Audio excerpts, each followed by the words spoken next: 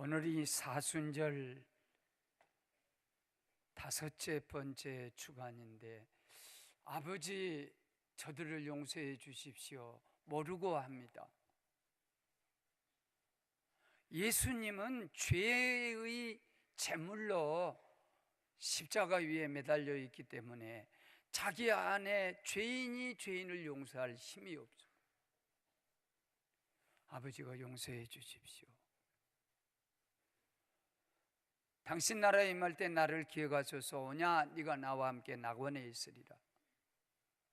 용서는 아버지가 하시는 하나님의 영역이고, 그리고 용납하는 것, 죄인을 받아들이는 것, 품에 안는 것, 그리고 하늘나라에 같이 가는 것이 두 번째 말씀이라면, 맺어주는 것, 네 어머니다, 아들입니다 해서 인간과 인과관계를 이렇게 묶어주는 것, 죄는 풀어주고, 그리고 품에 안아주고, 그리고 맺어주는 말씀을 지난주에 드렸고, 오늘은 네 번째 말씀인 하나님 어째서 저를 버리셨습니까? 내가 목이 마릅니다.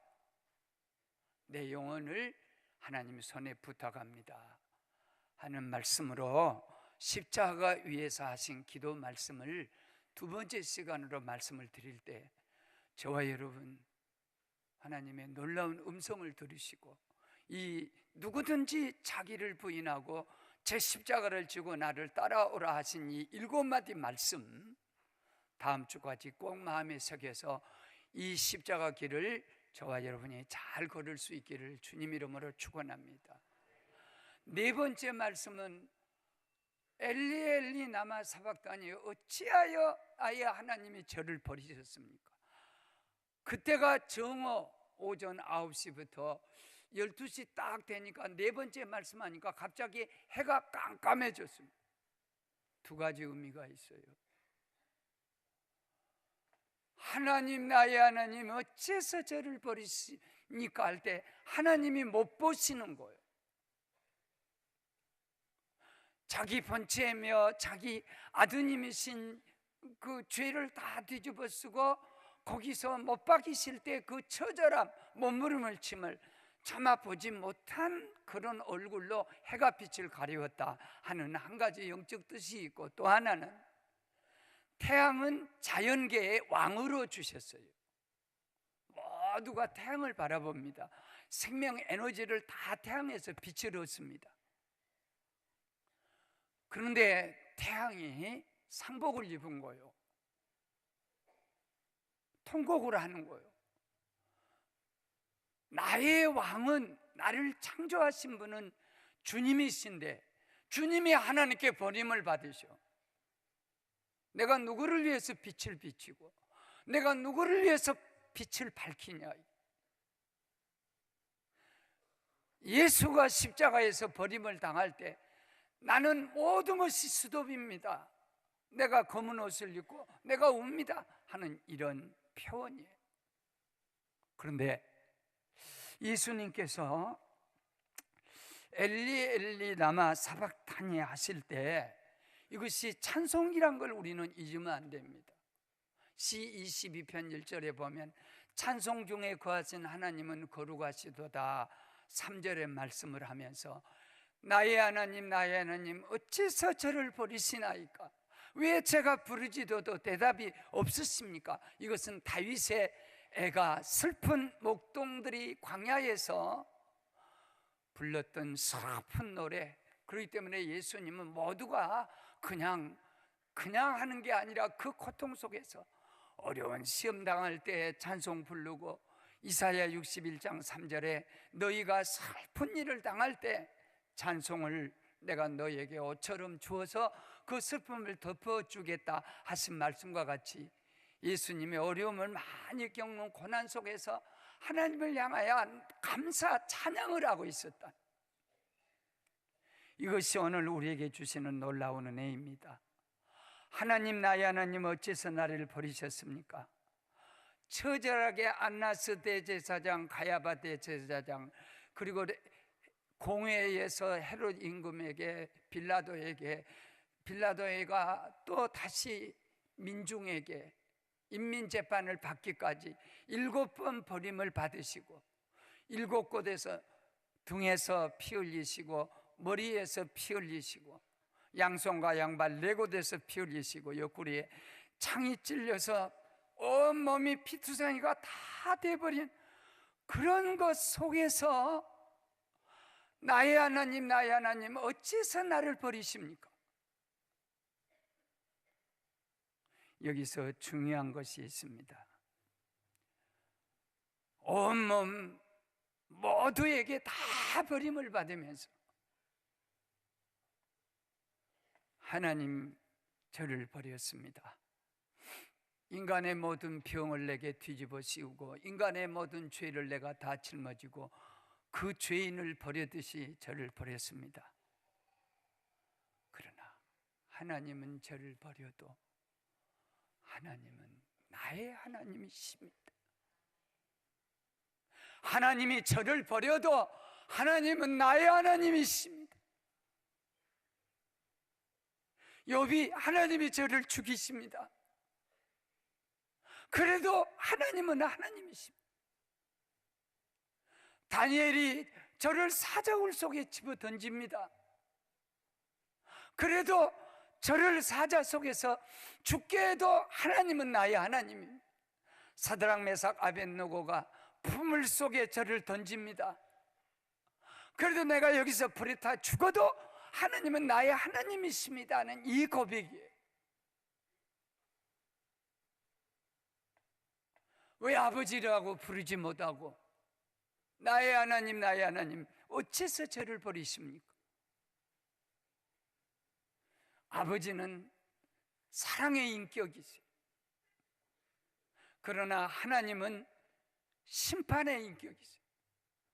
채찍질하고 바르게 가도록 인도하고 맷때리고 엄격하게 훈련하시는 바르게 가도록 가르치시는 하나님이시라면 아버지는 품어주시고 안아주시는, 그래서 아버지는 너희들은 아버지, 너희들에게는 하나님 아버지를 주고 나는 내가 벌을 받으며 내가 너희 대신해서 모든 고통을 당하며 하나님 그래도 내가 벌을 주고 내가 아무리 여기서 쓰러져 피를 토하고 죽어도 하나님은 영원히 하나님이십니다.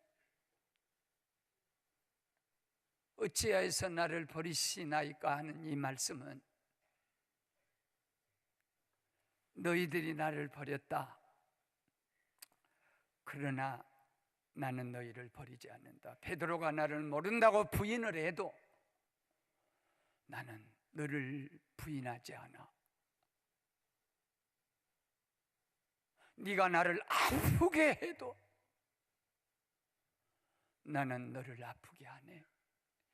나의 하나님, 나의 하나님, 저를 버려도 좋습니다. 제가 버림당하려고 여기 올라왔습니다. 십자가에 매달렸습니다. 하나님, 저를 버려도 좋습니다. 그러나 저들은 아버지가 버리지 말아 주시옵소서. 나는 버림당해도 이들을 버리지 말아 주시옵소서가 엘리엘리 라바 사박다. 너희들아, 이 사람들아, 너희가 시세를 따라서 형편을 따라서 나를 버려라. 오늘같이 나를 버려라. 그러나 하나님을 버리지 말고 너희들끼리 서로 버리지 말고. 저는 예수한 지금까지 목회하는 그날부터 우리 교회는 이날까지 내가 목숨을 걸고 마음을 걸고 여기 걸고 있는 말씀이, 하나님이 나를 버려도 나는 하나님 버릴 수 없습니다. 하나님 저를 버려주십시오. 그러나 저들을 버리지 말아 주십시오. 너희들이 나를 버려도 된다. 그러나 하나님 버리지 말고 너희들끼리 버리지 말라. 이것이 제 십자가 목회고 일생 가는 길이 어렵고 힘든 길이지만 저도 이 고백을 해야 합니다. 이 자리에 서려면 나를 다 버려라. 그러나 하나님은 버리지 말고 너희들끼리 서로 버리지 말고, 나를 버려도 너희들끼리 버리지 말고.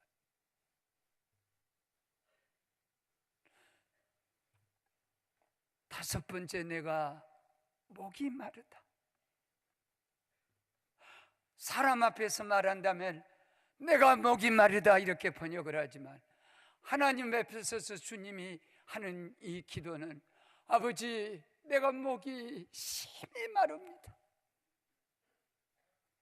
레위기서 16장 보면 7월 10일은 계속 1년 동안 사람이 지은 죄를 대제사장이 이 지성소에 올라가서 하나님께 우리 1년 동안 지은 모든 죄를 용서하여 주십시오 하고 비는 날 하루가 7월 10일 대속죄일이.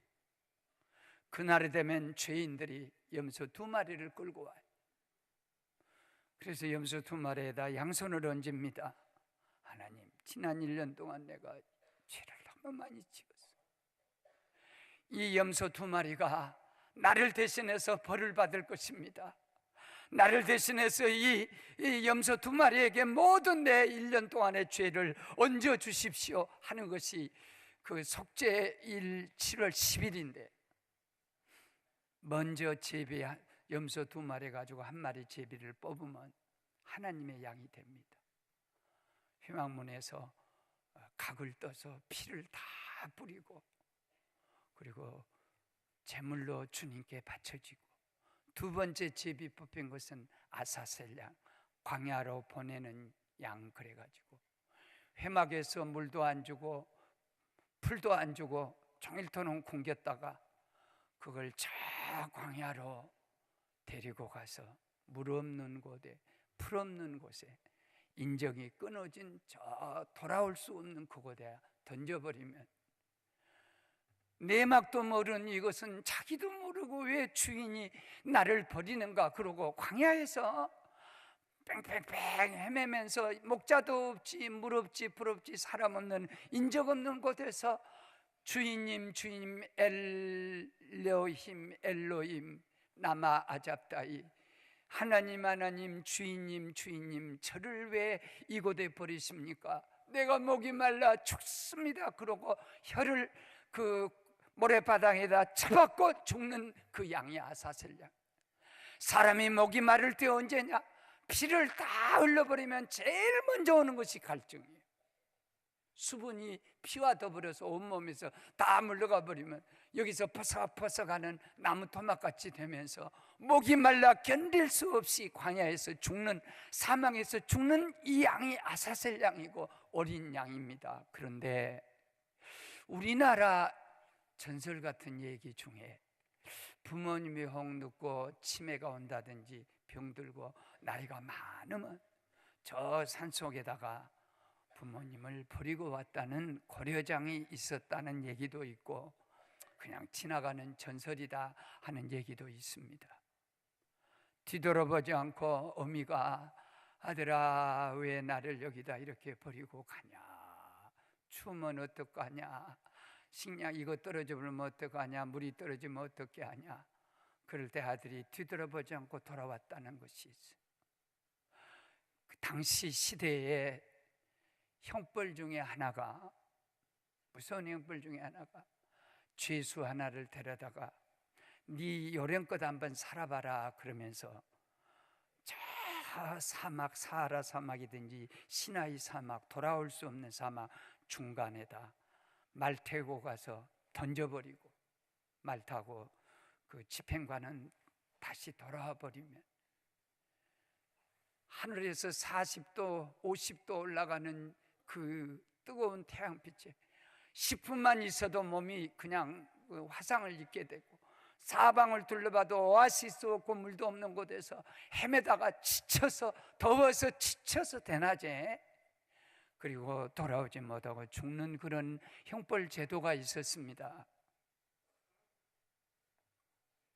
주님이 대신해서 아사살 양이 되고 어린 양이 되셔서 사막에 가서 가운데서 죄인과 그리고 병든 자, 광야 같은 세상에서 아무도 의지하지 못하고 돈 받지 못하고 그 죽음의 방황의 길, 모든 사람이 손가락질하고 죽어버리라 하는 그 죄인의 길 주님이 가시면서 목마르신 것입니다.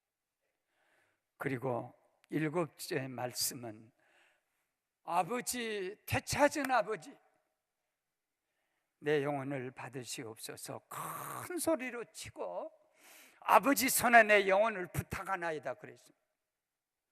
여기서 참 위대한 말씀은 큰 소리로 임종을 맞았다. 당당하게 나는 여기서 왕같은 제사장으로 임종을 맞자고 그랬어요. 나도 사망의 음침한 골짜기를 여러 번 갔습니다. 그때마다 내 사랑하는 주변 사람들에게 왕같은 제사장으로 죽음을 맞자. 프랜시스가 그랬던 것처럼 자매여 어서 오라, 그대가 나를 아버지 집으로 인도하라 했던 것 같이 담대하게 죽음 앞에서 옹졸하게, 죽음 앞에서 벌벌 떨지 말고 큰 소리로 아버지, 내 영혼을 아버지 손에 부탁하나이다.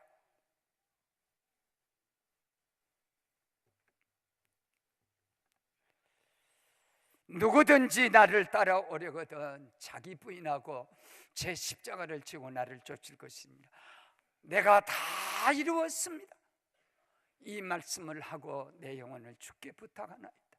이 말씀은 다음 주에 아주 깊이 한 절을 갖고 묵상을 할 겁니다.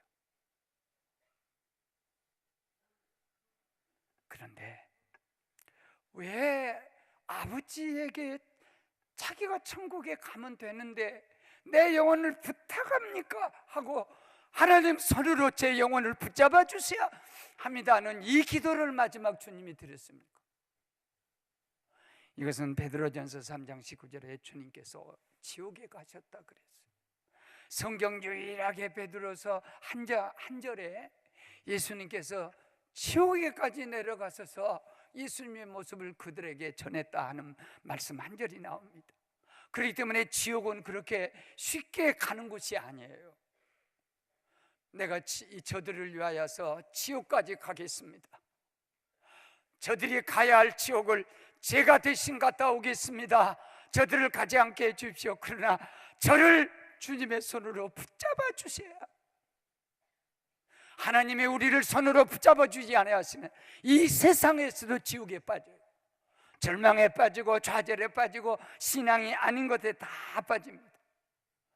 평생 저도 사망의 음침한 골짜기, 사망과 죽음 사이는 생명과 죽음 사이 한 걸음뿐이다, 벅긋하면 떨어질 그런 곳을 이토록게 걸어온 사람이지만 하나님이 제게 바라시는 것은 내려놓는 것과 준비, 제일 어려운 것은 준비.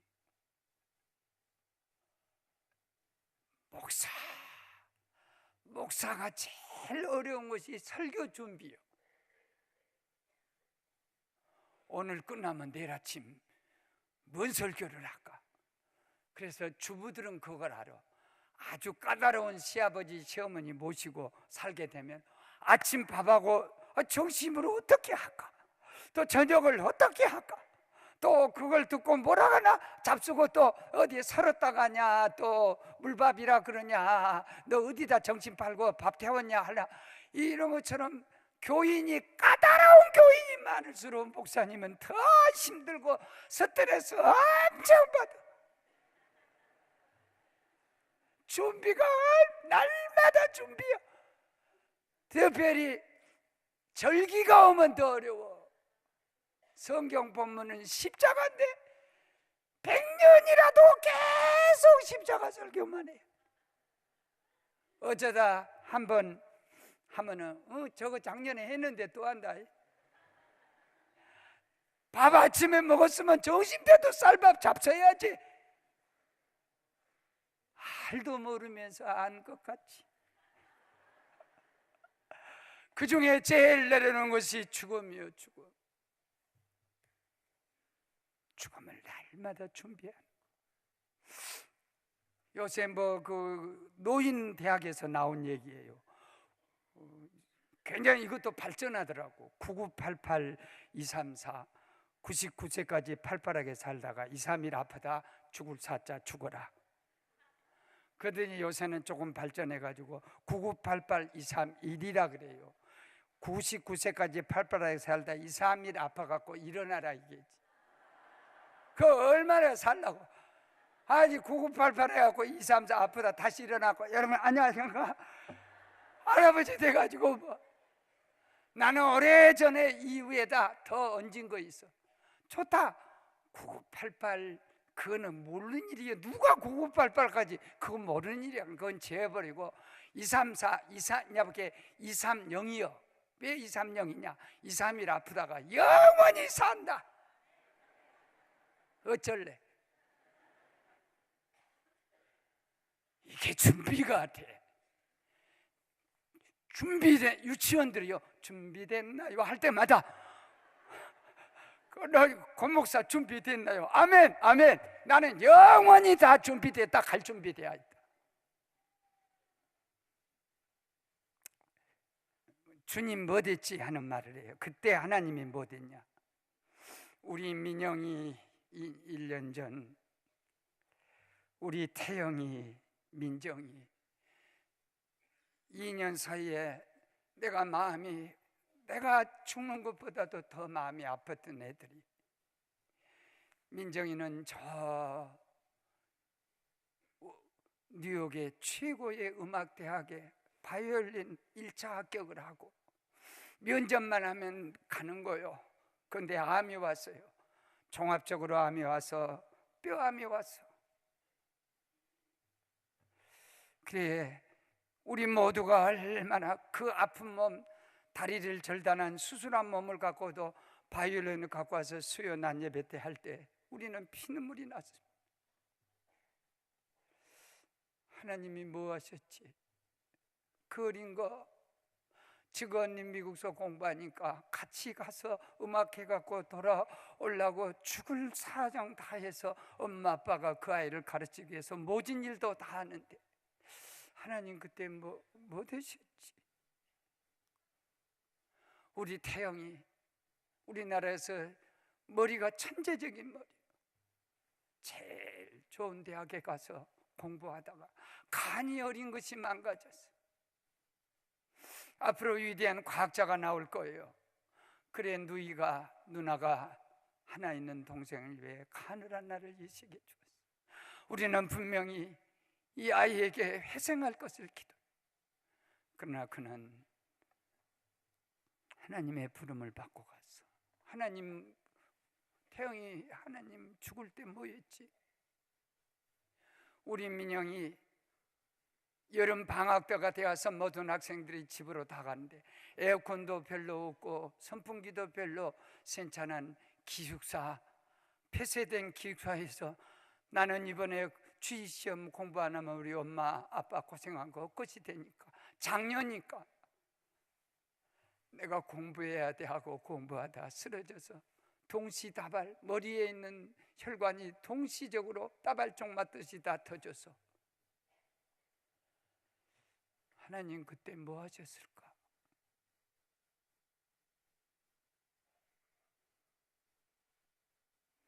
스테반 돌 맞아서 피투성이 돼서 죽을 때 하나님 뭐 하셨지?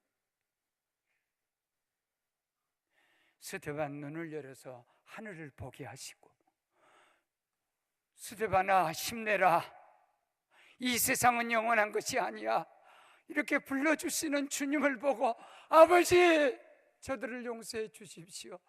저들이 모르고 합니다. 내 영혼을 아버지 손에 부탁하나이다. 하나님께서는 그때 그 자리에서 스테반의 눈을 열어주시고 하나님을 부르게 하고 태영이, 우리 민영이 이 세상에서 마감할 때 우리 모두에게 이 세상은 사람이 할 수 없는 불가능한 일 앞에 하나님께 그 죽음이라는 불가능 뛰어넘어에 영원히 살 수 있는 마음에 근심하지 말라. 하나님 믿으니 또 나를 믿으라. 내 아버지 집에 거할 곳이 많도다.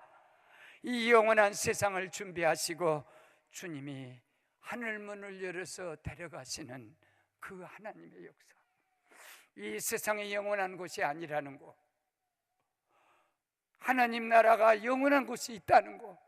그래서 나사로 거지같이 평생 동안 얻어먹고 살다가 부잣집 문 앞에서 얻어먹고 살다 죽었는데 아브라함이 그를 품에 안으시고, 부자가 나 물 한 방울만 주어서 이 지옥에서 타는 불 속에서 이 혀를 조금 적셔 주십시오.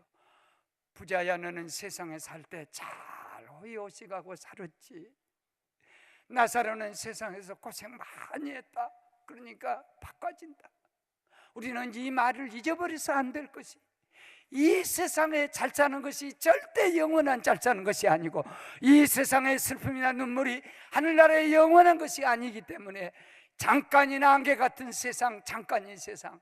저 사랑하는 다윗이 사랑하는 아들이 죽었는데 하나님 뭐 됐지? 금식하고 기도했는데 그렇게 귀한 왕의 아들이 죽을 때 뭐 했지? 그러나 하나님은 그때 다윗에게 너는 내게로 올 수 없지, 나는 너 가는 대로 가면 내가 갈 수 있어 하고 했던 그 고백을, 너는 내게로 올 수 없으니까, 나는 내게로 갈 수 있는 곳에 갔으니까 나는 이제 금식을 끊고 너를 소망하면서 이 세상을 살아갈 것이다 하는 이 위대한 역사. 소망 데살로니가 교회를 향하여 너희는 소망 없는 자같이 죽음 앞에서 울지 말라, 슬퍼하지 말라. 내 아버지 집에 거할 곳이 많으니라.